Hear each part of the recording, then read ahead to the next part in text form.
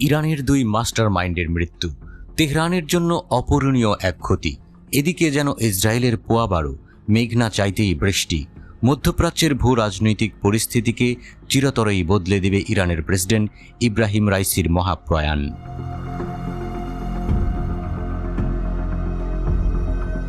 আল মনিটরের প্রতিবেদনে বলা হয়েছে, একটি কূটনৈতিক সূত্র জানায়, রাইসির হেলিকপ্টারটি নিখোঁজ হওয়ার প্রথম খবরটি ইসরায়েলের রাজনৈতিক নিরাপত্তা নেতৃত্বকে বিভ্রান্তির মধ্যে ফেলে দেয়। গোয়েন্দাদের প্রাথমিক মূল্যায়ন ছিল যে ইরানের উত্তর পশ্চিম পর্বতমালায় হেলিকপ্টার হার্ড ল্যান্ডিংয়ের পর রাইসি সম্ভবত বেঁচে গিয়েছিলেন। এমন খবরে কোনো ইসরায়েলি কর্মকর্তা এই উপলব্ধিতে স্বস্তির নিঃশ্বাস ফেলেন যে ইরানি নেতা বেঁচে থাকলেই ইসরায়েল এই হত্যা ষড়যন্ত্র তত্ত্ব থেকে রক্ষা পাবে এবং কিছুই অস্বীকার করতে হবে না। কিন্তু এখন এমন একটি দৃশ্য যেখানে ইসরায়েলকে বিশ্বকে বোঝাতে হবে যে রাইসির মৃত্যুর সাথে তার কোনো সম্পর্ক নেই।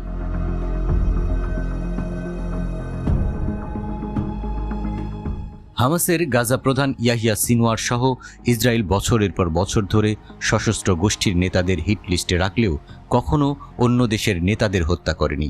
1992 সালে ইরাকি প্রেসিডেন্ট সাদ্দাম হোসেনকে হত্যার ষড়যন্ত্র যে গোপন মিশন শুরু হওয়ার আগেই শেষ হয়েছিল, একমাত্র ব্যতিক্রম ছিল সেটি। ইসরায়েল ইরানের ইসলামপন্থী নেতৃত্বকে তাদের অস্তিত্বের জন্য হুমকি হিসেবে বিবেচনা করে। ইরানের পারমাণবিক উচ্চাকাঙ্ক্ষা এবং ইসরায়েলকে ঘিরে থাকা তেহরানের প্রক্সি সংগঠনগুলো ইসরায়েলের দুশ্চিন্তা বাড়িয়ে তুলেছে। কিন্তু তারপরও ইসরায়েলের রাজনৈতিক মহল কখনোই ইরানি নেতাদের বিরুদ্ধে পদক্ষেপ নেয়ার অনুমোদন দেয়নি।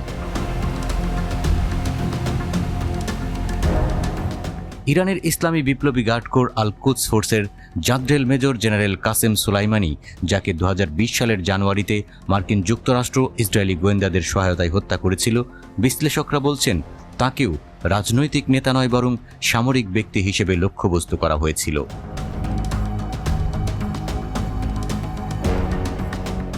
নাম প্রকাশ না করার শর্তে ইসরায়েলের একটি সিনিয়র রাজনৈতিক সূত্র আল মনিটরকে বলেছে, এটা সত্য যে তিনি ক্ষমতায় থাকা সবচেয়ে কট্টর রাষ্ট্রপতিদের একজন ছিলেন, তবে এটা এমন নয় যে আরও মধ্যপন্থী কেউ তার স্থলাভিষিক্ত হবেন। প্রকৃতপক্ষে তিনি আরও বেশি কট্টরপন্থী হতে পারেন। তাকে ইরানের সর্বোচ্চ নেতা আলী খামেনির খুব ঘনিষ্ঠ বলে মনে করা হতো।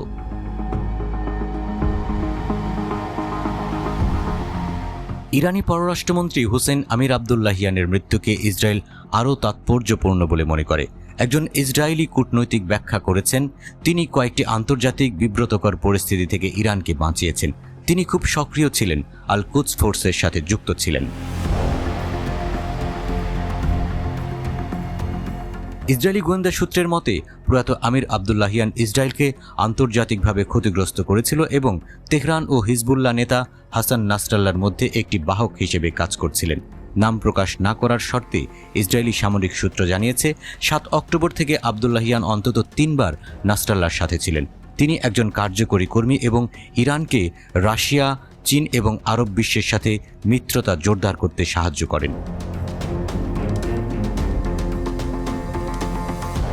2021 সালে রাইসি তাকে পররাষ্ট্রমন্ত্রী নিযুক্ত করেন। প্রয়াত পররাষ্ট্রমন্ত্রীকে বিশেষভাবে সর্বোচ্চ নেতা খামেনির ঘনিষ্ঠ হিসেবেও বিবেচনা করা হতো।